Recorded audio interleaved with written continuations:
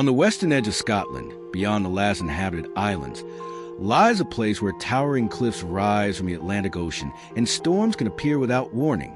For centuries, sailors feared these isolated rocks. Shipwrecks were common, and legends claimed that anyone who spent the night there invited terrible misfortune. To make these waters safer, a lighthouse was built on the largest island. It was supposed to save lives. Instead, it became the center of one of history's greatest unsolved disappearances. In December of 1900, 3 experienced lighthouse keepers vanished without leaving behind a single body, a single witness, or a single definitive answer. More than a century later, investigators, historians, and enthusiasts continue asking the same question: what really happened on the Flannan Isles? The Flannan Isles are a small group of rocky islands located nearly 20 miles west of the Isle of Lewis in Scotland's Outer Hebrides. The largest island, Eilean Mor, rises almost vertically from the sea. Towering cliffs, relentless Atlantic waves, and violent winter storms made it one of the most isolated places in Britain. For generations, local fishermen respected the islands but rarely stayed overnight. Ancient folklore connected the islands to St. Flannan, while other stories spoke of strange presences and unexplained disappearances.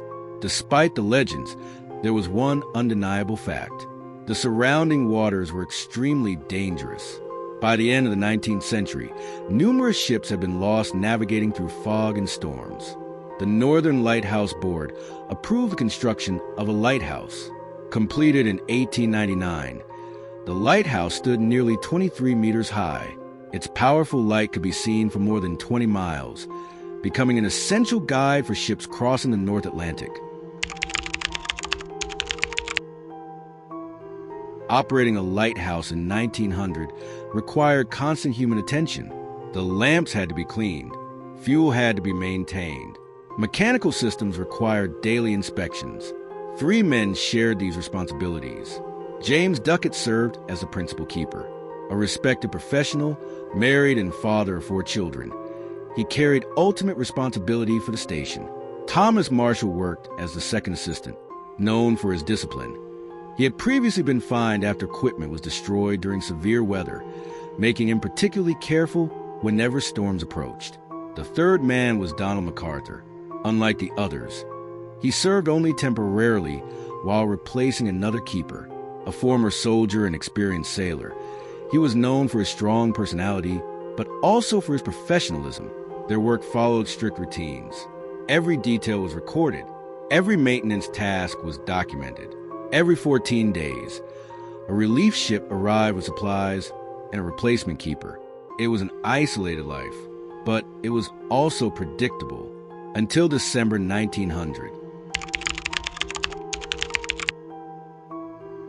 On December 15th, the steamship Archdor passed near the Flannan Isles. Its captain noticed something disturbing. The lighthouse was dark. Under normal circumstances, this would have been considered an emergency. Unfortunately, the report would not reach authorities immediately. Meanwhile, powerful Atlantic storms delayed the scheduled supply ship. Days passed. No one knew that something had already gone terribly wrong. On December 26th, the relief ship Hesperus finally approached Eilean Mor. Captain James Harvey immediately noticed something unusual. No welcoming flag. No keepers waiting near the landing platform. No movement anywhere on the island. After sounding the ship's horn and firing a signal rocket without receiving any response, replacement keeper Joseph Moore volunteered to investigate. He climbed the steep path toward the lighthouse.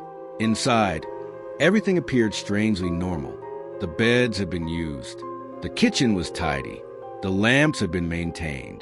But the building was completely empty. One important detail immediately stood out. One oilskin coat still hung inside. At least one keeper had apparently left the lighthouse without proper protection. That should never have happened. Moore searched every room. Nothing. The 3 men had disappeared. Attention quickly shifted outside. The eastern landing station appeared untouched. The western landing, however, told a different story. Iron railings had been twisted. A supply box positioned more than 30 meters above sea level had been smashed. Heavy ropes had been scattered. Even more astonishing, a massive rock weighing over 1 ton had been displaced. Grass growing high above the cliff showed signs of being torn away by incredible force. These observations suggested something extraordinary. The sea itself had reached heights previously thought impossible. Superintendent Robert Muirhead arrived days later to conduct the official investigation. He personally knew all 3 lighthouse keepers. After examining both the station and the damaged western landing, he proposed what remains the official explanation today. Ducat and Marshall likely descended to secure equipment threatened by increasingly violent seas. McArthur probably remained inside the lighthouse, following regulations. At some point, seeing his colleagues in danger, he rushed outside to help, leaving his oilskin behind. Then one enormous wave, or perhaps several in rapid succession, swept across the landing. All 3 men were carried into the Atlantic. No bodies were ever recovered. The investigation officially concluded that the disappearance resulted from an accident caused by extreme ocean conditions. The case was closed, but public curiosity had only begun. Over the decades, countless dramatic details became attached to the story. Many people believe investigators found a half-eaten meal waiting on the table. No reliable evidence supports this. Others claim a chair had been overturned in panic. Again, no official report confirms it. Some versions describe emotional diary entries, saying one keeper cried while another prayed for mercy. Historians now agree those diary entries were fabricated years later. Even the famous stop clocks were never considered supernatural. Mechanical clocks simply stopped once no one remained to wind them. Separating fact from fiction is essential because the real mystery is already extraordinary without invented details. Several explanations have been proposed. The strongest remains the official wave theory. Modern oceanography confirms that rogue waves capable of reaching exceptional heights can occur under the right conditions. Another possibility suggests one keeper was swept away first while attempting repairs, prompting the other 2 to attempt a rescue. Some researchers have proposed psychological stress, arguing prolonged isolation could have triggered conflict among the men. However, no evidence of violence was ever found.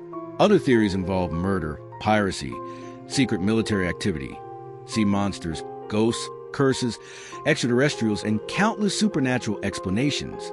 None of them has ever been supported by credible evidence. More than 100 years have passed. The lighthouse no longer requires permanent keepers. Automation replaced human isolation. But every beam of light that crosses the Atlantic still reminds visitors of 3 men who simply vanished. No graves, no bodies, no final message, only silence. Perhaps the Atlantic claimed them forever, or perhaps one crucial detail disappeared with them. Whatever the truth may be, the mystery of the Flannan Isles remains one of history's greatest unsolved disappearances. And maybe that is exactly why it continues to fascinate us today.